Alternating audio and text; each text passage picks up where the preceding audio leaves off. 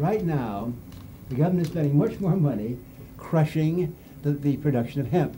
And another thing that puzzles me about the insanity or even the diabolical nature of the right-wing religious Republican situation.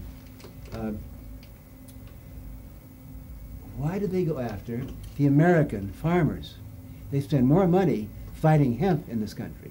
You know, in California, which is my home state, hemp was the #1 agricultural cash product. In Iowa, in Tennessee, and like back in Indiana, where I'm from. Yeah, as how well. many states? At least that we're aware of, 28 or more. Yeah, honest farmers out there trying to make a living growing hemp, and the government is out there arresting these good-hearted, free enterprise farming agricultural Americans. Meanwhile, down in Colombia and Peru, these gangsters, the cocaine cartel people, are making billions of dollars, and we're spending less money on them. It's how come? I think you're probably right that they don't want people to be using hemp because it would interfere with the oil monopoly.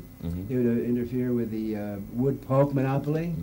And also, I think there's something really religiously diabolic and evil about the right-wing Christians in this country who go after hemp because they hate people to have pro-choice and to make your own decisions about your life. And they seem to be some of the people, too, who overlook the medical aspects of absolutely, hemp. Yeah. Now, from your perspective and being a psychiatrist as you are, you've had the opportunity to become acquainted with many different aspects of healing and some of the more positive benefits of the uses of hemp.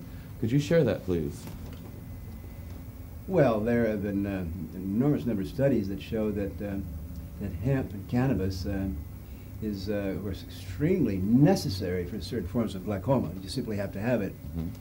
There, in many states, these fanatic anti-pleasure people are so afraid that the patient who's going blind might enjoy the experience that you got to go blind and die, but don't have a good time because the Republicans are in power. I mean, that's apparently the logic here. Aren't they using it too for anorexia and for cancer, AIDS? I mean, there's one terrible thing about hemp, and I don't want to get into the use of marijuana, but I got to be honest with you. There are some terrible side effects of smoking or using marijuana. One is it's called refrigerator blackout. I mean, you get the munchies. Oh, okay. You know, you smoke a joint, and suddenly there you are. The next thing you know, you've eaten 9 pounds of fig Newton. And say now that's dangerous. You gotta be careful there.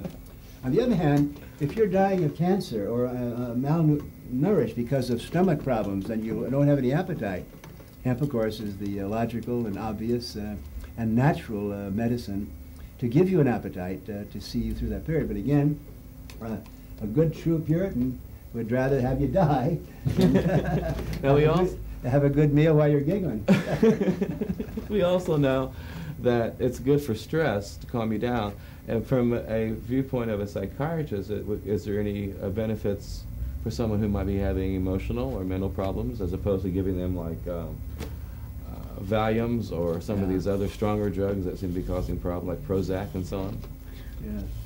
Well, number one, I don't want to come out like a smart ass here, and every psychological situation is individual and needs its own, its own pharmacology. So I don't want to generalize, but certainly the things about hemp is it's not addictive.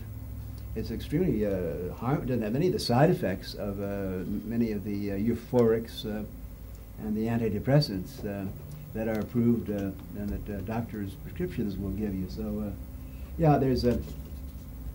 you see, the thing about religious fanaticism is that the crazier, the nuttier, the wilder, and almost the more nonsensical the belief, the more you hang on to it. So that I've debated for many years a man who was the head of the DEA for about 5 years. His name is Peter Bensinger. Yes, you have. And I can't believe him.